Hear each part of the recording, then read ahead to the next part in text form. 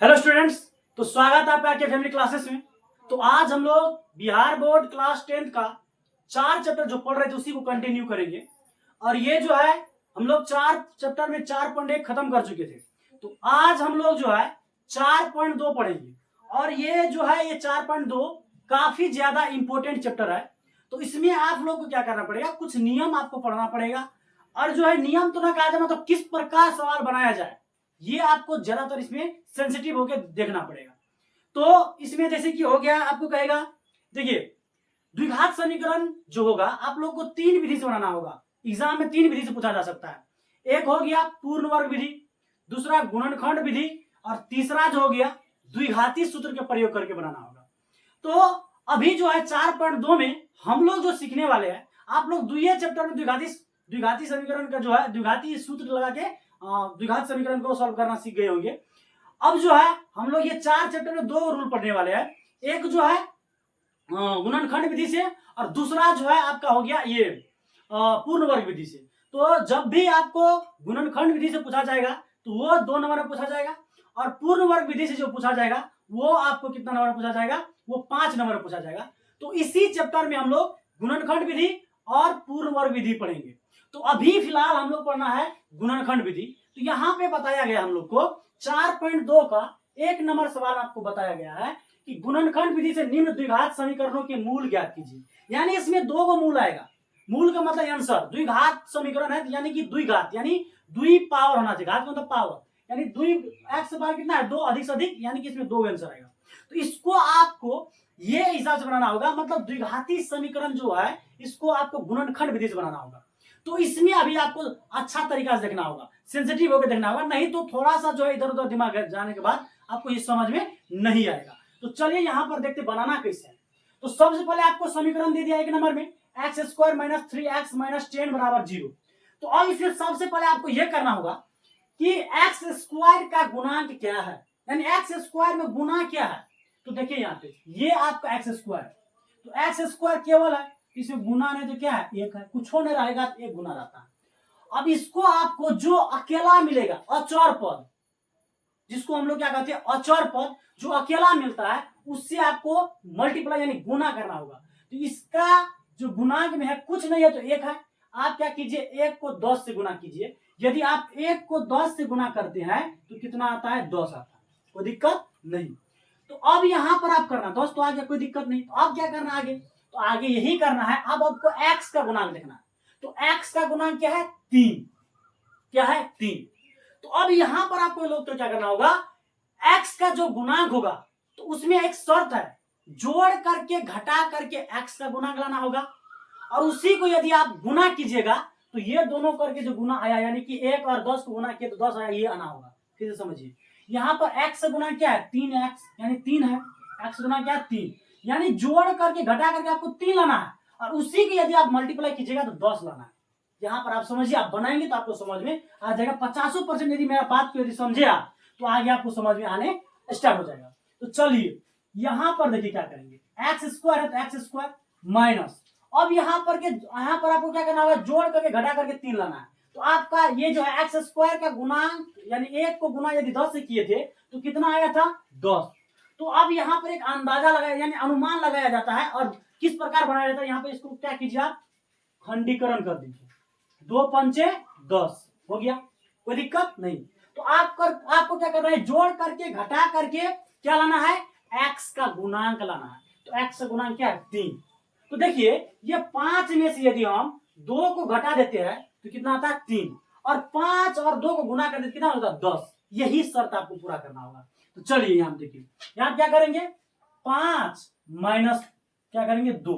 यदि आप 5 में से 2 घटाते हैं तो 3 आ जाता है, कोई बात नहीं। अब यहाँ पे एक्स है तो एक्स लिख दीजिए, अब माइनस 10 बराबर 0। उम्मीद है कि यहाँ पर आपको समझ में आया होगा। यदि आपको समझ नहीं आया तो वीडियो रिपीट करके देख सकते हैं, और आगे हम रूल बताते चलेंगे बढ़िया से। तो चलिए अब इसको सॉल्व कीजिए, आप बहुत आसान हो जाएगा आपको। एक्स स्क्वायर है तो एक्स स्क्वायर, ये माइनस यहाँ पे कुछ नहीं तो प्लस है, तो माइनस प्लस क्या हो जाएगा माइनस। यदि 5 से ये गुना करेगा तो क्या हो जाएगा 5x, और ये माइनस क्या हो जाएगा प्लस, गुना करेगा, और 2 गुना यदि एक्स करेगा तो क्या होगा 2x, माइनस 10 बराबर 0। अब आपको क्या करना होगा, यहां पर कॉमन लेना होगा, ये दोनों में क्या ले लीजिए कॉमन, और ये दोनों में क्या ले लीजिए कॉमन। देखिए इसमें x का पावर 2 यानी x 2 है, इसमें एक ही x है, यही कॉमन आएगा यहाँ पे।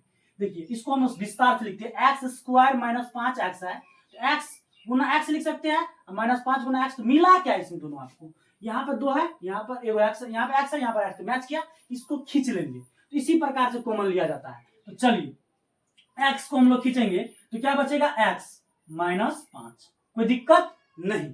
अब यहाँ पर क्या होना है, अब इसमें क्या कॉमन लीजिएगा, देखिए 2x है, यहाँ पर x है, तो यहाँ पे यानी कि 2 कॉमन आएगा, क्योंकि 2 से डिवाइड यानी 2 से भाग लग जाता है 10 में, यानी 2 कॉमन आएगा तो 2 ले लीजिए, तो प्लस 2 लीजिए, प्लस 2, तो अंदर में क्या बचेगा, यहाँ बचेगा x, और 2 से यदि आप 10 में भागा करते कितना होता है 5, तो यहाँ 5 और यहाँ माइनस है तो माइनस लगा लीजिए, बराबर 0। उम्मीद है कि यहाँ पर आपको बढ़िया तरीके से समझ में आया होगा, यदि समझ में आया होगा तो वीडियो को लाइक करके चलते रहेंगे हम लोग। तो यहाँ पर देखिए अब क्या करना है, x माइनस 5 x माइनस 5, यानी ये दोनों क्या है, एक ही है, यानी दोनों एक जैसा है, तो आपको इसमें से दोनों में से एक को लिखना होगा, तो यहाँ पे एक लिख देते हैं x माइनस 5, सीधा सीधी ये समझिए, ये दोनों मैच किया एक लिख देंगे। अब जो है बचा क्या है, तो x प्लस 2, x प्लस 2 और बराबर में क्या हो जाएगा 0।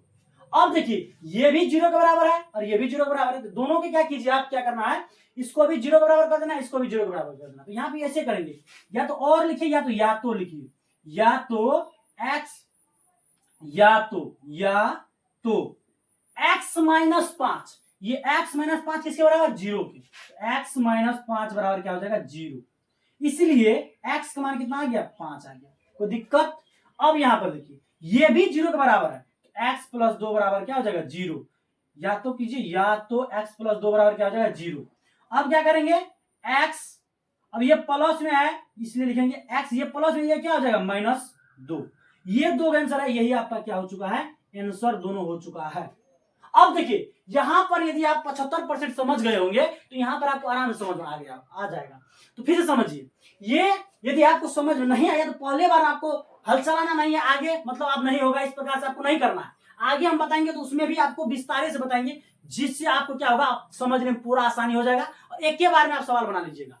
देखिए इसमें भी वही काम करना, हम लोग को क्या करना है, एक्स स्क्वायर का गुणांक क्या है, तो एक्स स्क्वायर गुणांक 2 है, तो 2 है, और अचर पद यहाँ अकेले खड़ा रहेगा, शेयर अकेले रहता है, पता है आपको, शेयर अकेले रहेगा, तो यहाँ पे ये अकेले शेयर रहता है अचर पद, तो ये क्या कीजिए, एक्स स्क्वायर का जो गुणांक है उसको शेयर से गुना कर दीजिए, यानी कि अचर पद से गुना कर दीजिए। तो यहाँ पे 2 है, तो 2 को किससे गुना कीजिएगा 6 से, यदि 2 को यदि आप 6 से गुना करते, माइनस माइनस अभी नहीं देखना है, 2 को यदि 6 से गुना करते कितना होता है 12। तो अब बात ये आया कि यहाँ पर x का भी गुणांक आपको देखना होगा, तो x गुणांक कुछ होना 1 है, तो अभी बात ये आया कि जोड़ करके घटा करके आपको 1 लाना है, और उसी के यदि गुना कर देंगे तो क्या लाना है आपको 12 लाना है, कितना लाना है 12 लाना है। तो यही लिए किए थे, देखिए आप क्या किए थे, जोड़ करके घटा करके 3 लाना था और उसी को जब गुना करते कितना होता था 10, तो यहाँ पर वही प्रकार से उसी प्रकार से आपको करना होगा। तो चलिए तो आप मतलब पता करने के लिए हम खंडीकरण कर लेते हैं इसका, 2 6 के 12 और 2 तिया 6। देखिए हमको जोड़ करके घटा करके कितना लाना है, जोड़ करके घटा करके कितना लाना है, जोड़ करके घटा करके 1 लाना है। देखिए यहाँ पे यदि हम 2 और 2 को गुना कर देते कितना होता है 4, और इसमें यदि हम 3 को घटा देते कितना होता है 1, यानी जोड़ करके घटा करके यानी घटा करके हम 1 ला दिए, जोड़ या घटा कर कौन या कि जोड़िए या तो घटाइए, यानी जोड़ कर घटा करके आपको लाना होगा, तो हम घटा करके लाए, तो यदि 4 में से 3 घटा तो 1 तो आ गया, कोई दिक्कत नहीं, और यही 4 3 को यदि आप गुना कीजिए कितना होगा 12। आपको यहाँ पर नहीं देखना है, आपको यहाँ पर गुना करके जितना लाए वो देखना है, कितना आया था गुना करके 12, तो 4 तिया 12, यानी ये सेटिस्फाइड कर रहा है। तो चलिए आगे बढ़ते हैं। अब देखिए यहां पर क्या करना है, 2x स्क्वायर प्लस, अब यहां पर आपको आगे बढ़ना है, जोड़ करके घटा करके कितना लाना है 1 लाना है। तो चलिए कर देते हो, घटाइए करके लाते हैं, जोड़ेंगे नहीं हम, तो 4 में से 3 घटा क्या बचा 1, अब 1 को गुना कीजिए, 4 में से 3 घटा तो 1 बचा, अब ये 4 और 3 को गुना कीजिए तो कितना आएगा 12, यानी ये दोनों ये 6 और 2 गुना कर रहा है तो 12 हो रहा है, यानी इसको क्या कर रहा है ये सेटिस्फाइड कर रहा है। अब यहाँ क्या करेंगे x तो x माइनस 6 बराबर 0, घटाइए नहीं हम फिर से बता देंगे इसको। अब यहाँ पर देखिए 2x स्क्वायर प्लस 4 यदि x से गुना करेगा तो 4x, यानी प्लस प्लस गुना होगा प्लस ही होगा, और प्लस माइनस गुना होगा क्या होगा माइनस होगा, माइनस का जीत होगा एनी टाइम, तो 3 गुना x क्या होगा 3x माइनस 6 बराबर 0।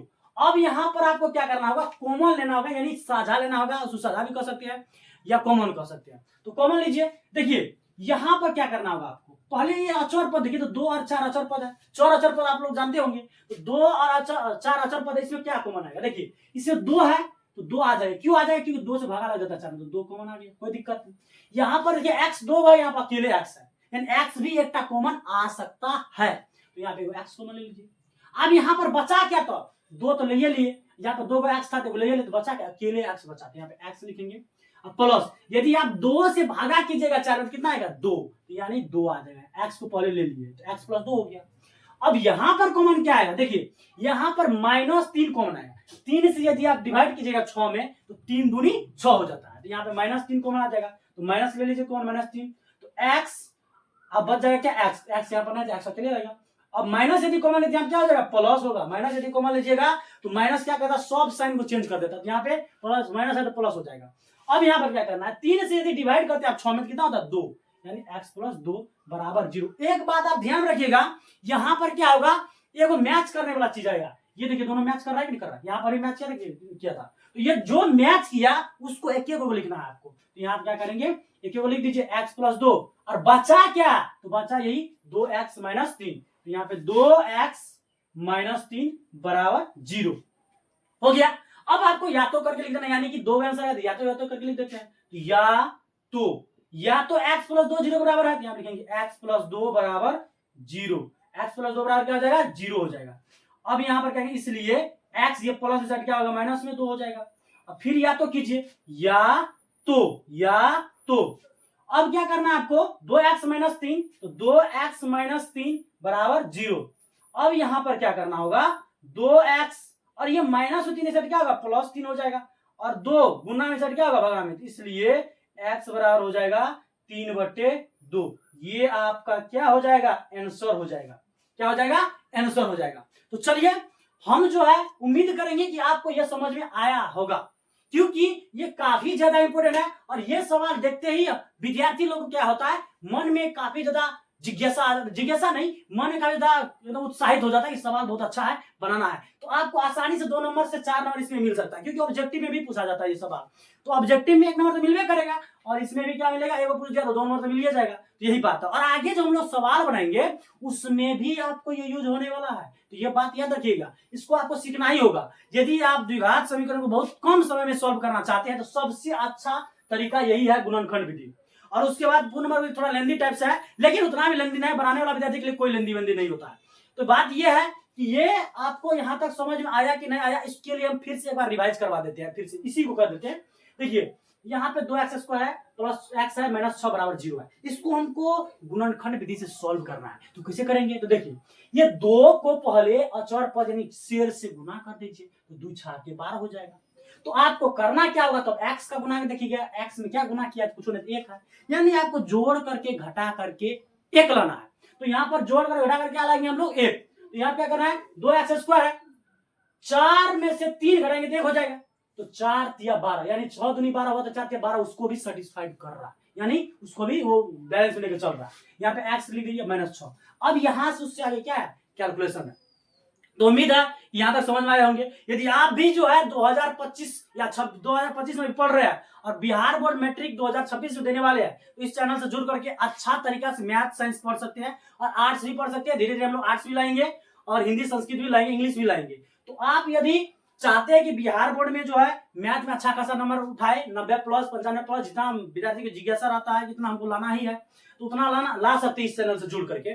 तो अब इस चैनल से जुड़ने का मतलब ये हुआ कि हम यहाँ ये चैनल स्टार्ट होने से पहले, यानी चैनल स्टार्ट जब हुआ तो उसमें क्या किया था हम लोग, त्रिकोणमिति जो है पूरा पढ़ चुके हैं। यदि आप नहीं पढ़े हैं तो आप जाकर वहां पे वीडियो देख सकते हैं। त्रिकोणमिति पूरा विस्तार में बताया गया है, एकदम पूरा मक्खन टाइप से बताया गया है। सबसे पहले फॉर्मूला लेकर हम लोग चले हैं। यदि आपको फॉर्मूला नहीं याद है तब पर भी यहाँ पर हम फॉर्मूला रिवाइज करवाए हैं, तो आप वहां पर त्रिकोणमिति आराम से कर सकते हैं। लगभग 15 से 20 नंबर त्रिकोणमिति से बिहार बोर्ड में आता है, जब 100 क्वेश्चन जो है ऑब्जेक्टिव में।